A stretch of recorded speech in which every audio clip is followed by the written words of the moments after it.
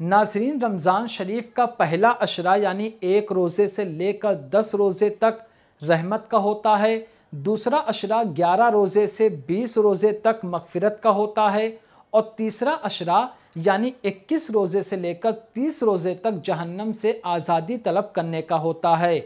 आज मैं आपको ये बताऊंगा कि आपको पहले अशरे में कौन सी दुआ सबसे ज़्यादा पढ़नी है, जिससे आपके नामे आमाल में बहुत सारी नेकियां और सवाब लिखा जाएगा।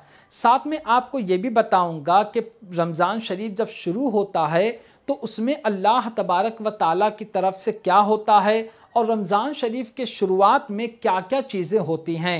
ये सारी बातें आपको मैं हदीस पाक की रोशनी में समझाऊंगा। नाज़रीन, दुआ सुनने से पहले आप ये समझ लें कि जब रमज़ान शरीफ आता है तो क्या होता है। मैं एक एक हदीस पाक आपके सामने बयान करता हूँ। पहली हदीस पाक शोबुल ईमान की हदीस पाक नंबर 3633 में है। अल्लाह के रसूल सल्लल्लाहु अलैहि वसल्लम ने इरशाद फरमाया, जन्नत शुरू साल से लेकर आने वाले साल तक रमज़ान के लिए सजाई जाती है। जब रमज़ान का पहला दिन आता है तो जन्नत के पत्तों से अर्श के नीचे एक हवा हूरे ऐन पर चलती है। वो कहती है, ऐ हमारे रब, तू अपने बंदों में से हमारे लिए उनको शौहर बना जिनसे हमारी आंखें ठंडी हों और उनकी आंखें हमसे ठंडी हों। तो जब रमज़ान शरीफ का पहला दिन आता है तो ये होता है। एक और हदीस पाक है जो बैहकी में है, जिसको रिवायत किया है हज़रत जाबिर बिन अब्दुल्ला रदी अल्लाह ताला अन्हु ने।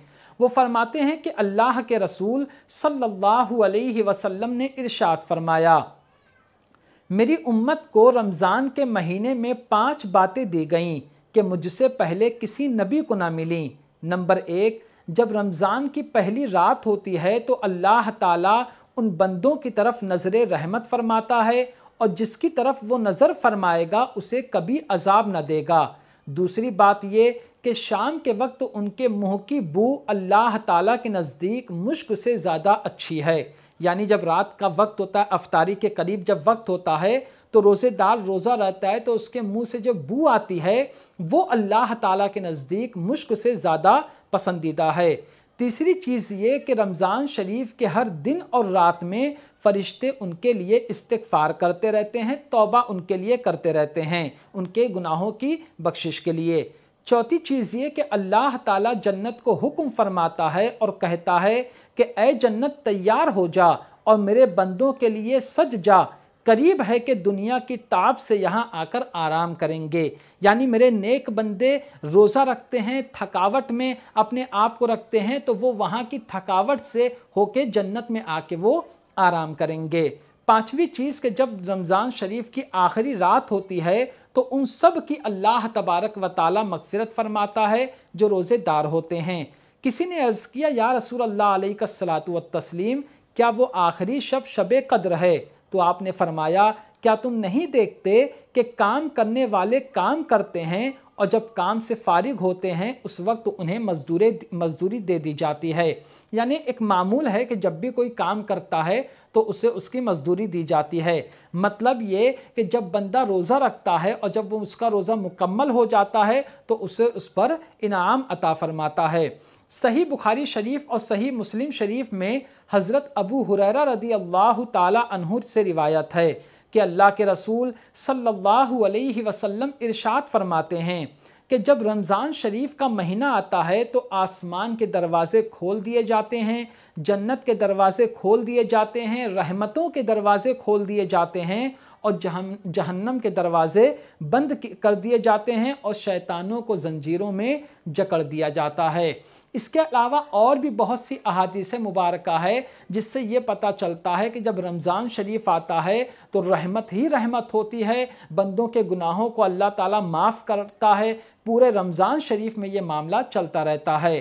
तो नाज़रीन, अब आपने ये सुन लिया कि जब रमज़ान शरीफ आता है तो अल्लाह तबारक व ताला अपने बंदों के साथ कैसा मामला करता है।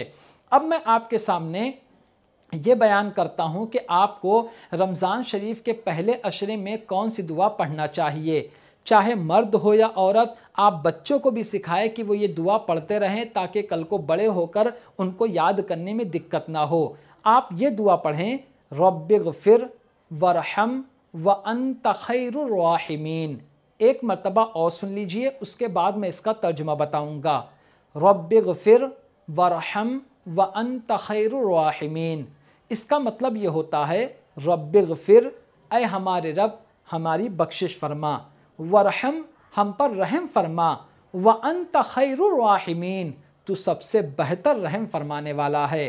तो आप इस दुआ को याद करें, वीडियो के स्क्रीन पर आपको हिंदी ज़बान में दिख रहा होगा, आप उसे भी देखकर याद करें और कोशिश करें कि चलते फिरते, उठते बैठते, सोने से पहले, सहरी जब आप करते हैं तो उसके बाद, इसी तरह जब आप रोज़ा इफ्तार करने बैठते हैं, क्योंकि जब इंसान रोज़ा इफ्तार करने बैठता है तो उस वक्त की दुआ कबूल होती है, तो आप उस वक्त दुआ मांगें, यानी इस दुआ को पढ़ने की आप आदत बना लें। तो अल्लाह तबारक व तआला इस दुआ के सदक़े में हमारे गुनाहों को माफ़ फरमाएगा, हम पर अपना रहम फरमाएगा। तो आप 1 रमज़ान शरीफ से लेकर 10 रमज़ान शरीफ तक जितना ज़्यादा हो सके लाखों करोड़ों मरतबा ये दुआ आप पढ़ें और ज़रूर पढ़ें। उम्मीद करता हूँ ये वीडियो आपको काफ़ी अच्छा लगा होगा। अपने दोस्तों तक भी इस वीडियो को पहुँचाएँ। तो आज की वीडियो में सिर्फ इतना ही। अस्सलामु अलैकुम।